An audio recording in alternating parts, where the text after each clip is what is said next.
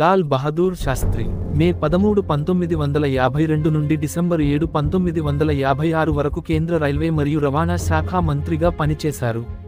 1956 September నెల మహబూబ్ నగర్లో జరిగిన ఘోర రైలు ప్రమాదానికి నైతిక బాధ్యత వహిస్తూ పదవికి రాజీనామా చేసిన ఆదర్శ వ్యక్తి. అయితే అప్పటి ప్రధాని జవహర్లాల్ నెహ్రూ ఆ రాజీనామాను తిరస్కరించారు. 3 నెలల అనంతరం తమిళనాడులోని అరియాలూరులో జరిగిన మరో ఘోర రైలు ప్రమాదానికి నైతిక బాధ్యత వహిస్తూ తిరిగి రాజీనామా సమర్పించారు.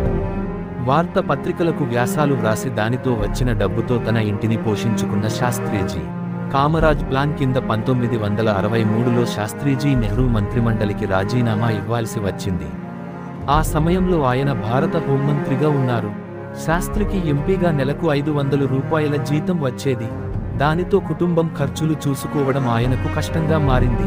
కులదీప్ నయ్యర్ వార్తా పత్రికలకు రాయడానికి ఒప్పించడంతో వ్యాసాలను ద హిందూ, అమృత్ బజార్ పత్రిక, హిందూస్థాన్ టైమ్స్, టైమ్స్ ఆఫ్ ఇండియాలో ప్రచురించేవారు. పత్రికలు ఒక ఆర్టికల్కు ఆయనకు 500 రూపాయలు ఇచ్చేవి. అలా ఆయన అదనంగా 2000 రూపాయల వరకు సంపాదించేవారు. అవి ఆయన ఇంటి పోషణకు ఉపయోగించేవారు.